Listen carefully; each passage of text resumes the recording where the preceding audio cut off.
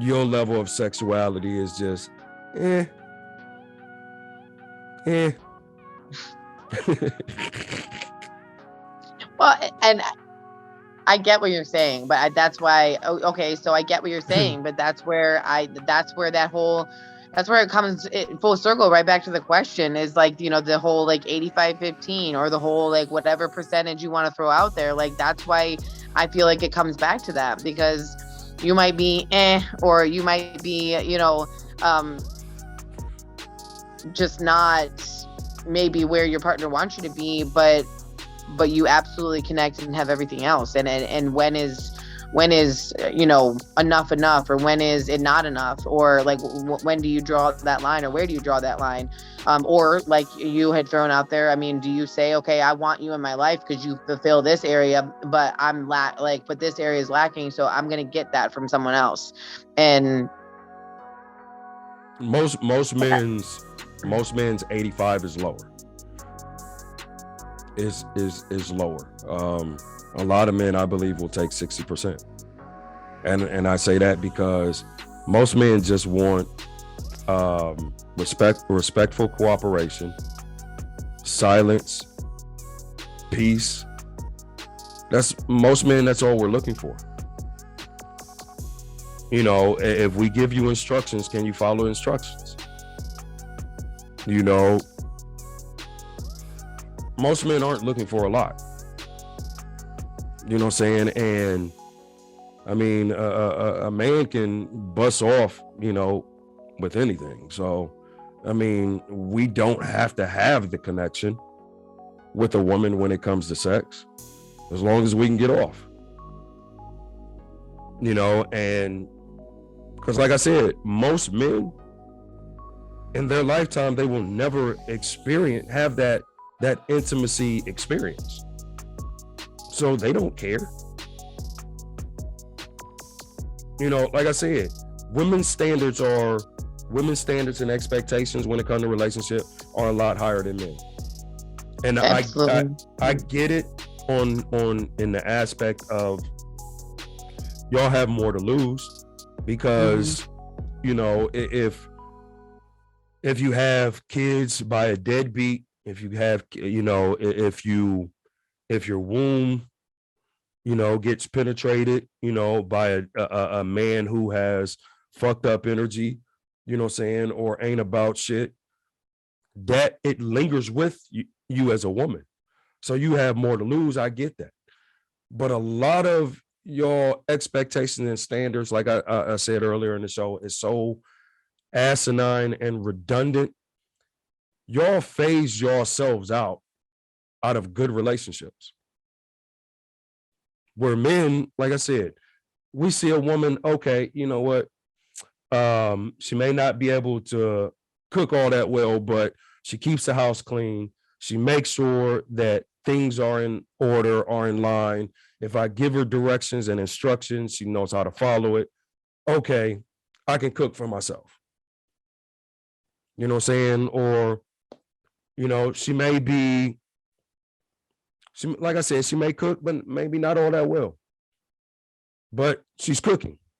So he appreciates that. So, or she may cook her ass off, but her housekeeping skills is garbage. Yeah, and I mean, I think all that then just comes down to, I mean, somewhat of what we talked.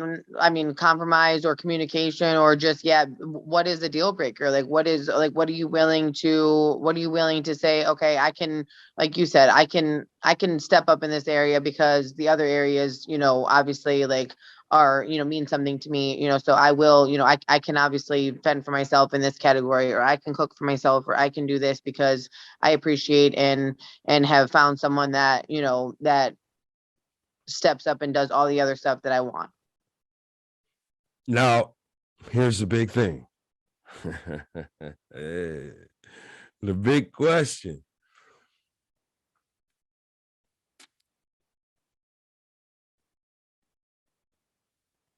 As a woman, how hard would it be? How difficult would it be for you to understand? And before I ask that question, correct me if I'm wrong. I think a lot of people don't even know themselves well enough that they don't know what they're deficient in. No, I'll give you that. I mean, I'll absolutely give you that. I mean, it took all my relationships, as well as, not even relationships, friendships, or just my encounters, with individuals, like at work or in different situations. Like, I 100% have learned so much about myself in areas that I can work on, and obviously then, in turn, take into a relationship and completely make myself, have a lot more to offer. But I've definitely, I just recently, have learned a lot about myself. Okay, so with that being said, do you think, scratch that, backtrack. What percentage of women do you think would have a problem with the areas that she's lacking in, know and understand that he may or may not have someone in the wings fulfilling those needs? It don't have to be just sex, but like even with cooking, like I can say 95% of the women that I know personally can cook. So if I'm with a woman who can't cook or doesn't like to cook, I'm never going to really go hungry. Like if I want food, Yeah. I can go and get food. Like my sisters are Okay. always cooking. Some of my friends, female friends, are always cooking. I can be like, hey, look, I'm coming to get a plate. Yeah. No. So here's how I'm going to try and answer this. I think it would be, I don't know a woman that probably wouldn't find it hard to swallow. Like, I think that would be crushing. I think that would be hard to wrap your head around. And let me explain to you why, real quick, as to like just some of the, how I operate. So like, when I look at like, if I bake or cook, or, like, that's me, is like, that's a term of endearment for me in a way. So it's like, I'm going to bring you something. I'm going to, like, I want you, I want you to be full. I want you to enjoy, this. And so when I do that for you, it's more than just me saying, here's some leftover food that I have, or whatever. That it's way deeper for that, for me, than that for me. So if I think or know that someone else is,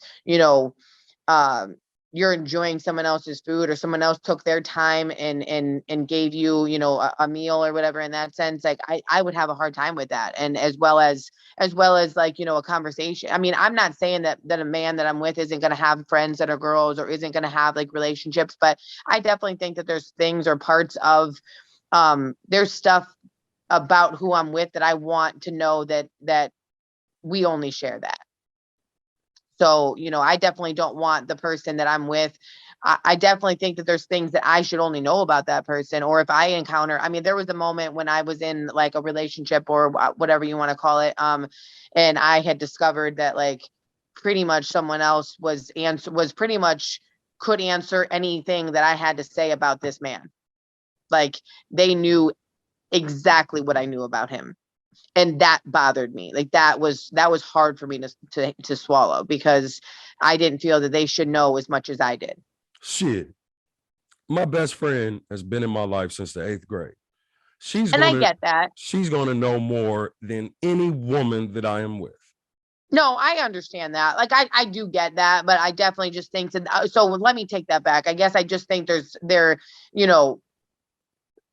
I do feel like there is a couple things that maybe should be reserved for the person that you're with, or at least maybe I just think that there should be some sort of line, that there should be some line drawn in the sand that differentiates you from any other woman. I'm not saying that you shouldn't have, other women that are in your life or that you obviously have had in your life. I would never ask someone to get rid of someone that they've had in their life, before me or after me or anything like that. Like, I definitely think that relationships and friendships and all that are very important. And but I do think that there's a line. I do think that there should be something that somewhat separates the person that you are intimate or in a relationship with from other women and other people in your life.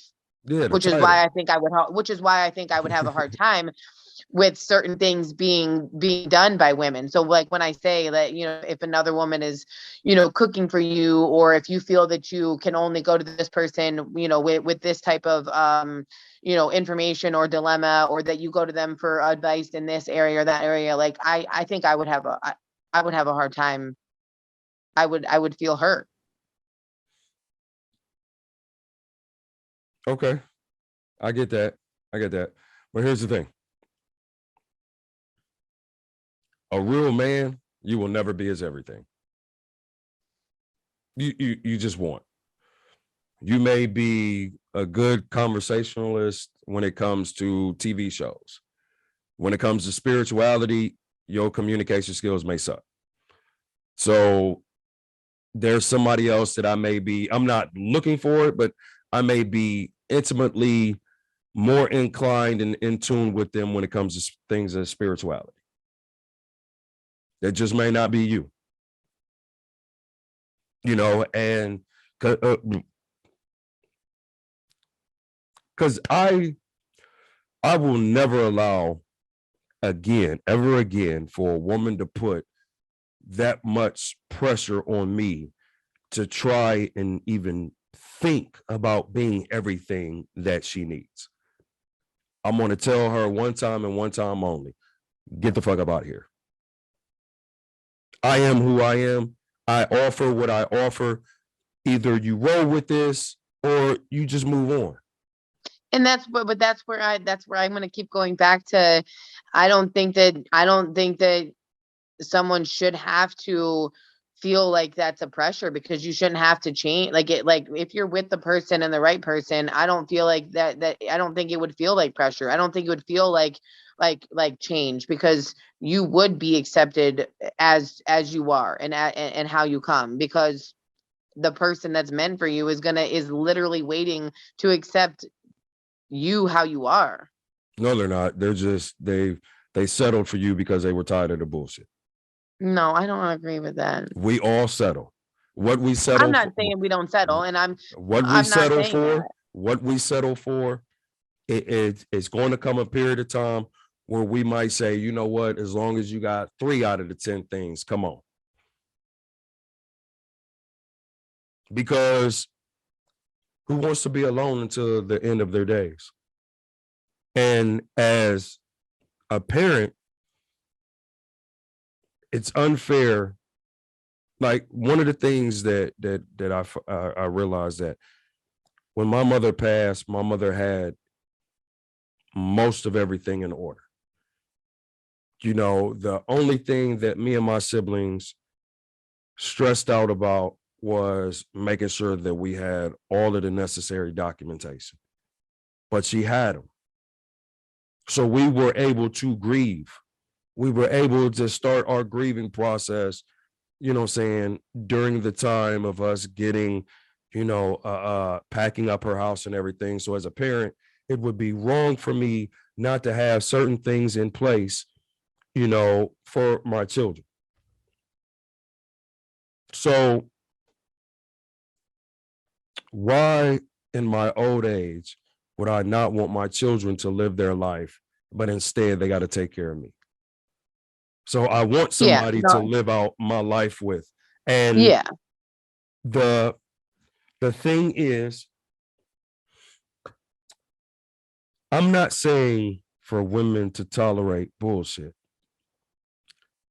What I am saying is that women need to understand that just the way you claim or you announce that you don't want to settle for a man that is not up to your expectations, eventually a man is going to settle for you because you are not his first choice. You were just the acceptable choice. At that point in time in his life, you were just acceptable. So, because if I get with a woman who's 40 years old, who's 45 years old, I'm not getting a young spring chicken. I'm getting a woman who has beat her body up, whether it be during sports, whether it be through a bunch of sexual encounters. I'm getting a woman who has miles on her. So in that respect, you should be lowering some of your standards. Because I'm not getting you when you was a virgin.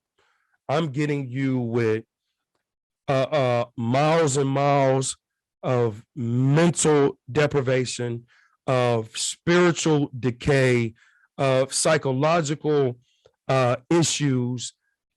I'm taking all this on.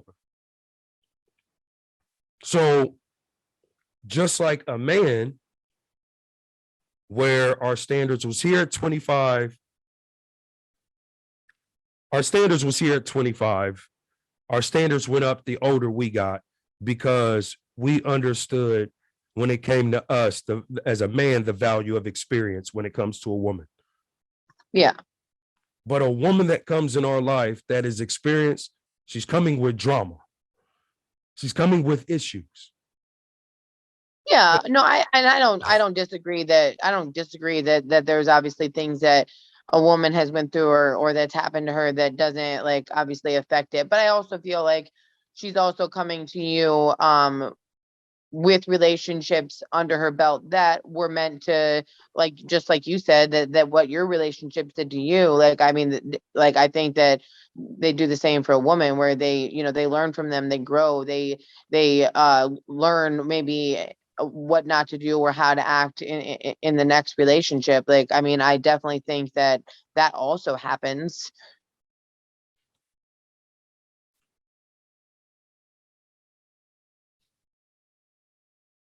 I don't agree Because with that. I definitely, when you say that, like, I mean, I speak for myself, I guess, so I can't really talk for other people, but you're I've not a unicorn. definitely, You're not a unicorn.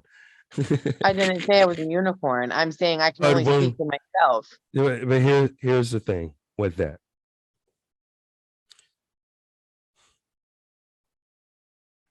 Y'all standards is based off the traumatic experiences of y'all relationships. And that's the expectations that you had for the first man who had you. I have to pay a greater price. That's what happens when an experienced woman comes into a man's life. I have to pay a greater price. And that is unfair. Because the man who got you initially didn't have to pay shit. Yeah, I mean, I get what you're saying. I get that obviously, like certain, like after time, like certain relationships, do things to a woman to where then they allowed the first man to do certain things, and then, it chipped away at them, and then that they now like are obviously expecting more out of the next and the next and the next. Like, I definitely don't disagree with you that situations have affected women moving forward. But I also, I mean, I'm not gonna backtrack on the fact that I definitely think that growth has happened along the way as well. Like, I definitely, I mean, how do you not? I mean, how do you? I take that back.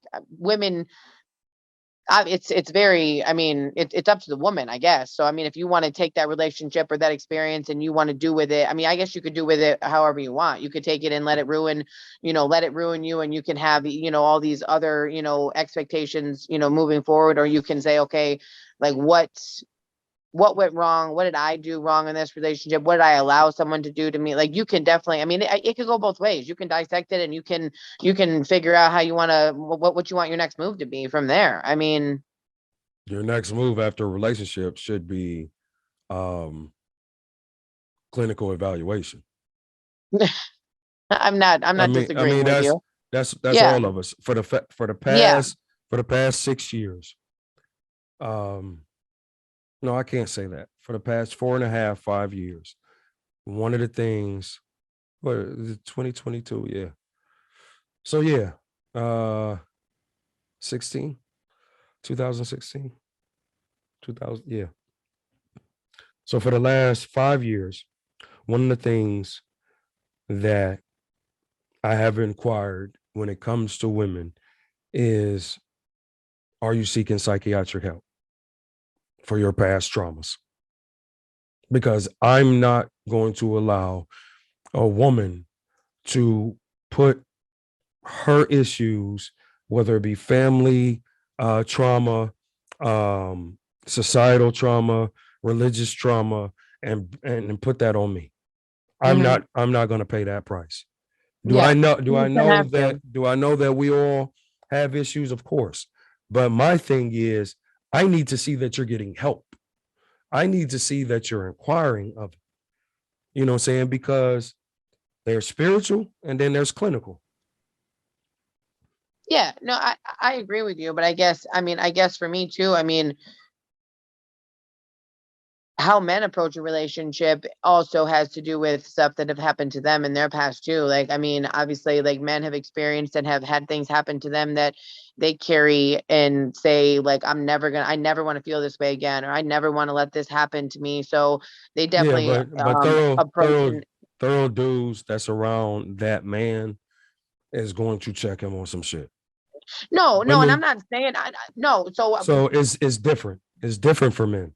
I get that. I'm not saying I So understand that, but I'm not even saying that. I'm not even necessarily saying like that a dude is acting or operating to where he needs to be checked. I'm just saying the approach of some men, then thorough or not, like could be very thorough, could be great men and great people. Like I'm just saying that they also are affected and like I mean men can be hurt by relationships as well. So I definitely think that plays a role but with them men, moving forward. no, because the way we deal with hurt is different. We don't put it on the next woman that we deal with. That's not what we do. Your standards and expectations is based on what y'all went through with other men. This, I'm telling you, after our grieving process of a prior relationship, peace. That's what hurt does for men. We just want peace. We want to come home Mhm. from work. We don't want to hear you run your mouth. You know, that's what your girlfriends are for. I'm not there for you to talk my head off after I get off of work. I don't want to have full conversations. You want to talk to me as I'm dozing off to fall asleep. You know what I'm saying? And that's why I say it's different for us. Mhm. But every time I hear a woman's expectations or standards, my question is, what man prior to the man that you're looking for paid that price? And no other man before the man that they're now looking for has paid that price. So I'm like, Yeah, no, okay. So I agree. then my follow up question is, what did he do to fuck you up? Mhm. And based on that, okay, fear, insecurity, and lack. That's what your expectations are created from. So, this has been, of course, once again, uh, great dialogue. I'm gonna split this up into two segments. We always uh, do this. Like I literally thought we were going to go into this and have like a quick like maybe 30-40 minute conversation and it was not. But I love no, it. it's definitely. Um, but if final thoughts when it comes to one-iters.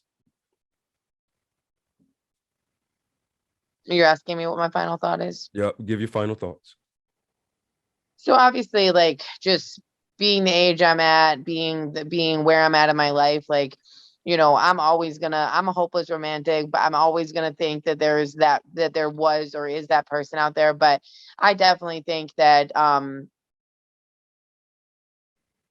I think we need to stop being, I think the biggest thing is that we need to just stop necessarily like living in a fantasy world, and just really look at what's in front of us and who's in front of us, and like you said, kind of taking every moment for what it is and making the most of it, and stop trying to read into things. And maybe we are reading too much into the the one, or the one-itis, and maybe that person that we're meant to be with, or is close to the one that we think we're going to get, is or has been there in front of us the whole time. We just had blinders on, or we just kept wanting more, because that's the type of people that I feel like you always want more than what you have. And so I guess for me, it's just take one moment at a time and appreciate what you have, like right now. There you have it, family. Amanda's final thoughts.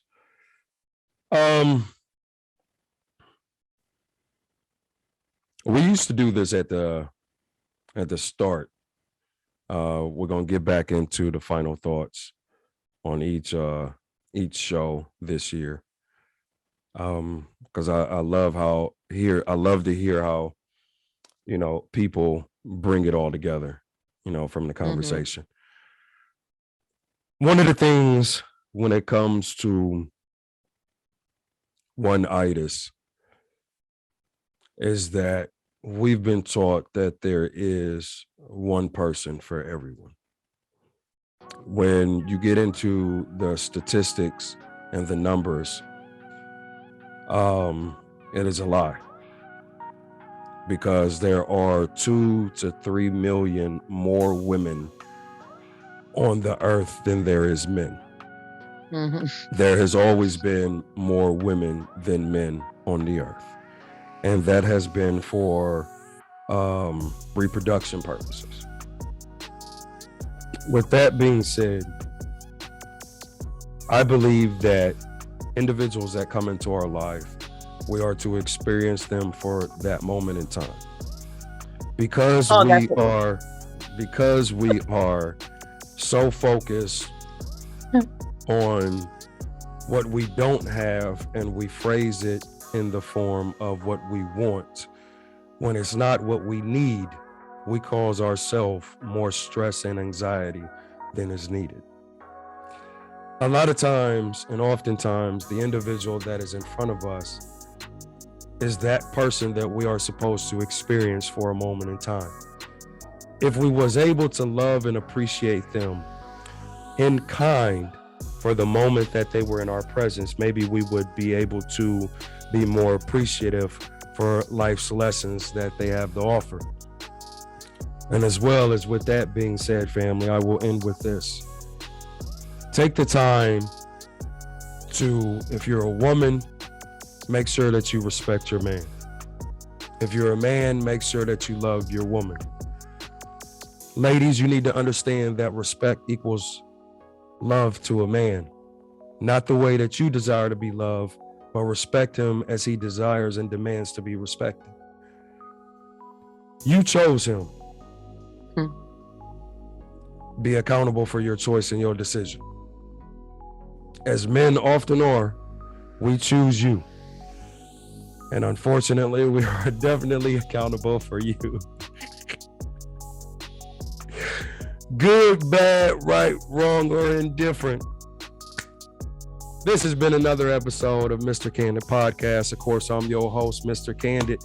And sitting in with me is Amanda, aka Miss Pearl. Say bye to the family. Bye. Bye. Bye. Until next time, family. Love y'all. Appreciate y'all. Deuces.